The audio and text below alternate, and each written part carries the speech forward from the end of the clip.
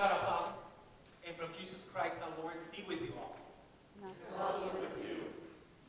Many of us who grew up in the church, the text that we read today, text for Transfiguration Sunday, is pretty familiar to us. But I have to confess, through the years, this is not my favorite Sunday to preach, because I never really know what to talk about. I know it sounds a little strange. I've been doing this business for 20-some years. I'm still struggling on this text. My primary difficulty with this, or difficulties with this text is, yeah, I know about Jesus' transfiguration and transformations and those dazzling scenes and whatnot, but what does that have to do with me? What does that have to do with my own struggles in my own life? But if you look at the text again, which as we have, there are really three things in this particular gospel about Jesus' transfiguration or transformation. Well, the first thing was, as Matthew said, he was, past tense, he was transfigured. Jesus did not initiate the transfiguration himself. He was being transfigured, and then thank God he did not turn into some kind of monsters or Transformer movie. I mean, any of you watch those movies and become a truck or something? No, none of that crazy stuff.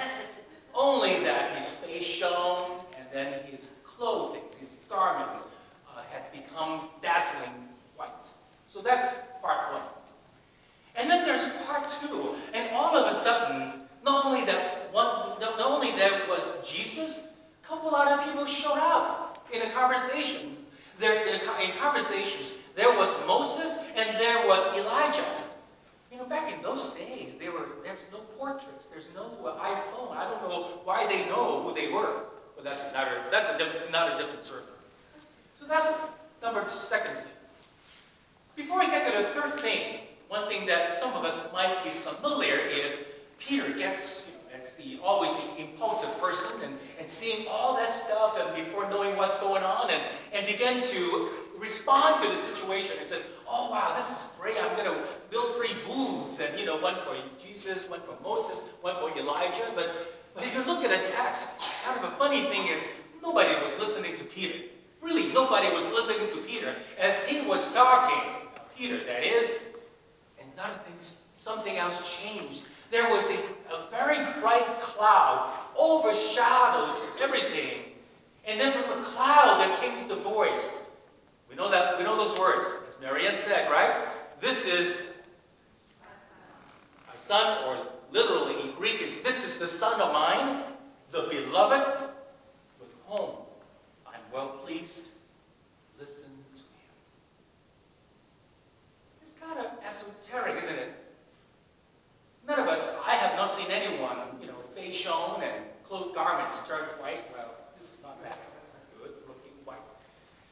And certainly, not all of a sudden when we talk and other people join in, unless somebody has a split personality, but that's a different story. And then the other thing is the voice from heaven speaking. And how can I really relate to something as esoteric as the transfiguration of Jesus? Am I the only one having that trouble, struggling? One of the things that really helped me understand that some of that stuff is, as I was doing the research, realizing that in book of Matthew called this a vision. A vision. And you might remember what Jesus had told the disciples. He said to the disciples, don't tell anyone about this vision until after my resurrection. I think that was really helpful for me, and I begin to realize the point of the story is not to just making an amazement to the listeners and not to shock and awe the listeners, but rather this is a vision. Now, vision is not a term used a lot in the 4 Gospels, but however, vision was used a lot in the book of Acts. And there were at least 10 to 11 visions. Visions, dreams and scenarios and stories, and usually these visions came to the consciousness of believers in the dreams, in the trance. And then these visions are not just random. These are scenarios with deep meanings, with profound meaning. And the more I looked at it, the more I realized visions are very important. These are gifts from God to help guide the disciples to steer, to focus on their work and their missions. Many of us work in institutions. And every 2 years and maybe a year and a half, we are called to do strategic planning. Remember those things? And somehow, when we make a 5-year plan, a year and a half later, we make another 5-year plan. Isn't that kind of the ongoing saga with corporate life? One of the key things about strategic planning is visioning, isn't it? So we try to put our thoughts together and what we want to be 5 years from now, 10 years from now. I have a feeling that when the new pastor comes, there will be some of those things happening, the visioning. But the whole point is visioning is important because it helps us. It helps us to have a picture of where we want to go. It helps us to have a picture of what it means to be on the right path, on the right way. So with that in mind, I asked myself the last few days, how would this story be visions and be guidance to me and to us all in our struggles to be followers of Christ? How would this story be guidance, be helpful hints for us as we steer off the right way? And the one thing that came to mind was in the early days of Christian movement, particularly by the time when Matthew wrote the book, Christianity has faced a lot of challenges. Back in those days, certainly they did not have big buildings like what we do, and no hymn notes, no bulletin, none of that stuff. And in fact, Christians were facing a lot of challenges to follow Christ. Following what Jesus taught and teaches is impossible. Last week, some of you were here remembering the key teaching last week was not just love your neighbors, but remember some of you? Enemies. How can we do that? How can we do that with integrity in the midst of all the struggles that we have in our own life, our health and our family, and all the daily struggles that we have?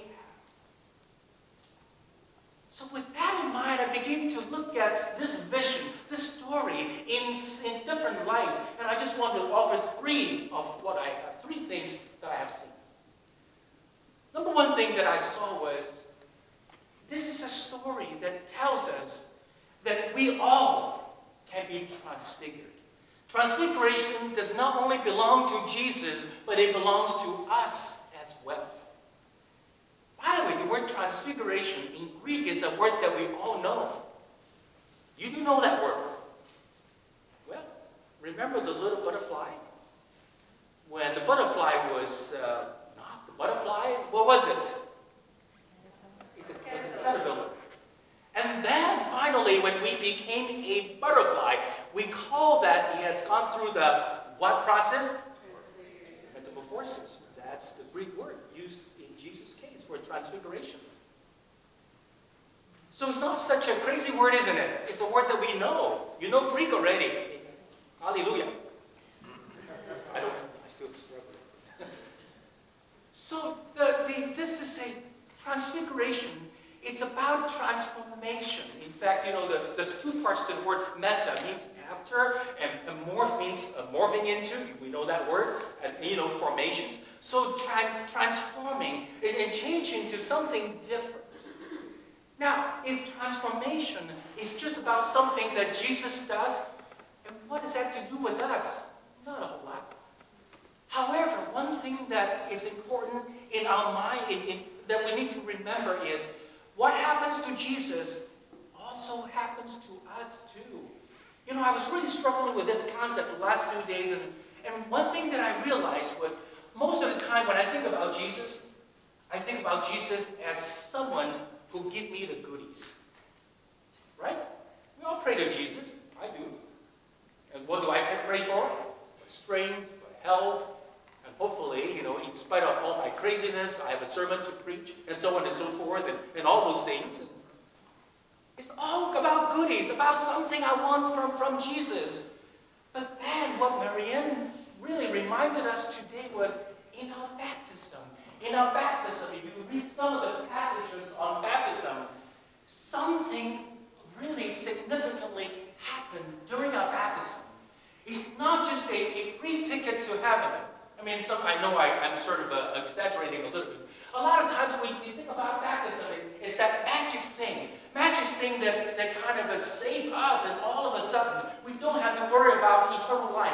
Well, yeah, it's all that. But that's only part of it, maybe a small part of it. The most important part of that is in baptism. According to St. Paul, if you go to Romans 6 and 8, what Paul said is, in this baptism, we enter into some kind of mystical union with Jesus Christ. So from then on, not only that we became Jesus' sisters and brothers, we have Jesus living in us. We have read those passages. Those are passages that I have not preached on much because I don't always understand it. But it's really significant passages because what it means is not only that Jesus calls us into following him, but also that whatever happens to Jesus can happen to us too. It's not always comforting. What happened to Jesus? Lent is coming. I don't like that. I want to live a comfortable life. I want to live an okay, moderately stressful life, just moderately stressful, and have sufficient income, kids okay, and healthy, and until I'm unhealthy, and so on and so forth, and by the time I die peacefully. That's what I want, right? Nothing wrong to wanting these things. But that's not what's being promised in baptism. What's being promised in baptism is, at that moment in time, our lives being unified with God. God has taken control of us. Sometimes we want to move away. We don't want to walk that path. But Jesus said, no. As I am being transformed, as I can become from the little caterpillar to become a butterfly, so can you. So in times of our struggle, this is not an unimportant message. In times when we are like that little caterpillar, crawling on the ground, not knowing where to go, confused, cannot see the big picture, completely drowned by all the pressure, remember the first lesson from this Transfiguration Sunday, that is, Jesus' transfiguration belongs to you too. That's point number one. Point number two is, when we are lost in our lives, we need to know what is the right path. I think this passage also give us the reminder of what the right path is. Remember the strange scenes while Jesus was standing alone and all of a sudden 2 people joined him? Who are they? Moses and Elijah. And in the scripture, in the Old Testament and New Testament scriptures, Moses and Elijah represent 2 very important pillars of the tradition. That is the law and prophecy. Now, I won't want to belabor you. We can go on and talk about law and prophecy, and it will be 3 Sundays from now we'll be finished. Maybe. We don't want that. But what they are telling us is, reminding us is, the essence of our actions. When we are lost, when we are struggling with all kinds of daily events, there's something still core for our action and our behavior that we are called by Jesus. Many things we can talk about, law and prophecy, but I'd like to point out one of the last teaching of Jesus in the book of Matthew, a passage that we all know. I think it's in chapter 23. Remember, Jesus said, when the Son of Man comes at the end and judging the whole world and separating the whole world into the sheep and the goats. Remember that passage?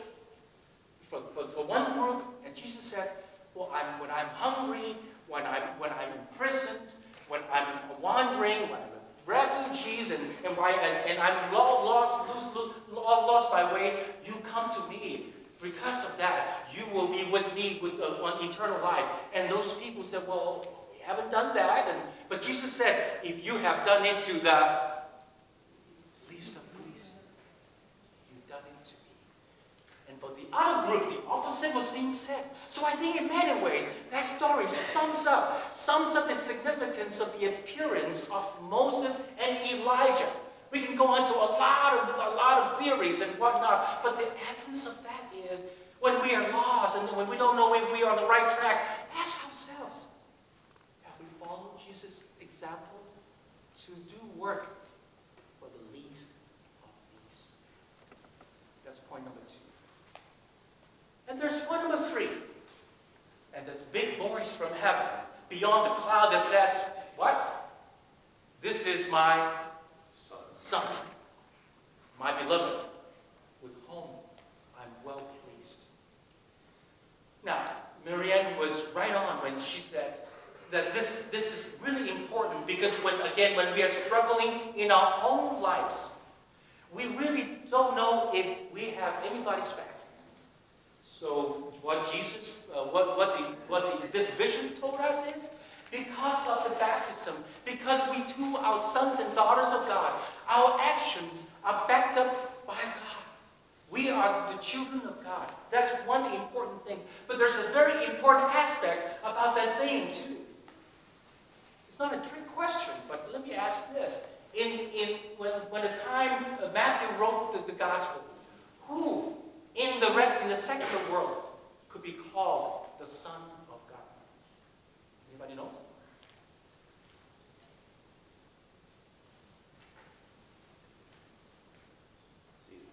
Yes, the Roman emperor. Only the Roman emperor could be called the Son of God.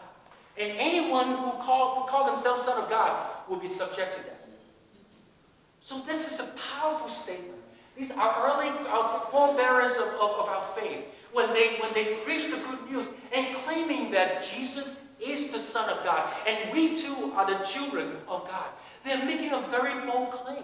They are challenging the whole political arena as it is. Sometimes in our world, we think that, yes, the church and state separation, this is very important for our Constitution. But a lot of times we think that what that means is our faith should be something that we do just on Sunday morning. Something that we do within the confine of the church. We don't need to go out and challenge the world, the reality, politics and cultures and everything as it is. And that too is not the correct thing. And then in this vision, we hear that Jesus is challenging us in our times of struggle, not only encouraging us that we could be transformed, and also we need to follow the right path of the least of these, but also they're challenging us to face the world as it is. Sisters and brothers, there are stories of transfigurations within us as well. Just last night, at home, I watched partially the movie, is it Hacksaw Ridge? Hacksaw Ridge, anybody saw that movie? And it's based on a true story. And in fact, from what I've read, the story, the movie actually was quite faithful to the real story. Desmond Doss, Marine, who was a member of the Seventh-day Adventist Church, really had the conviction that we should not be violent. We should not use violence against violence. And he signed on to fight in the Second World War. You folks kind of know the story, right? A little bit. And with one condition, he would never hold a gun and would not learn how to use a gun. So in the beginning, when he first joined in 1942 in North Carolina for the training, he was being abused. Other folks, his officers and his fellow Marines that want to get rid of him. But somehow he stood on his ground and constitutional ground and say that he could be a conscientious objector. And so grudgingly he allowed him to stay on to the training. And then in 1944 he was sent out to Okinawa for some of the fiercest battles in the Pacific Ocean. I think everybody thought that he would die. He did not carry a gun. He did not use a gun. But he didn't. He was in very fierce battles for weeks. And in fact, interesting at all, he actually saved the life of some of those fellow officers and fellow soldiers who ridiculed him, who laughed at him in the training. And in one particular situation, he had to save, I think 60 or many soldiers who were wounded, and to carry them off a 400-feet cliff. Somehow he did it. And this is not a man who likes to brag about himself. He's a very humble man. The story, in fact, the movie was not the first time that the story was being filmed. And in fact, I think in early 2000, 2002 or 2003, there was a documentary made on him. And then according to what I read, the producer of the documentary said, you know, it was a tough time doing the documentary. For the first few days, Desmond Doss, being a humble man that he was, would never say much of anything. He just kind of repeat the same story, and you know, I just try to do this, I try to be faithful to my belief, and so on and so forth. And then the producer had to say to him, just speak from your heart. You don't just recite things. And at that very moment, he broke down. He really broke down. He said, you know, that day when I was trying to help those soldiers to come down from the cliff so that they could be saved, I lost it. I did not know. I did not know if I could do anything. I was exhausted. I did not know I could survive. And somehow or the other, God was with them. Sisters and brothers, Transfiguration does not just belong to Jesus. It belongs to us too. Like Desmond Doss, when he stick to his faith that, you know, is so important to pay attention to the least of these. And his faith that he is God's son, and he's God's child, and God has his back. And also he has the faith that he could speak truth to the power. He could challenge the U.S. military to stick on what he believes. God has transfigured him. Who would know that a humble man from a humble dwelling will be a center of an Oscar-worthy movie tonight? So, sisters and brothers, Jesus' calling is with us. And when we lost, we hope that we can find new inspiration from the vision of Transfiguration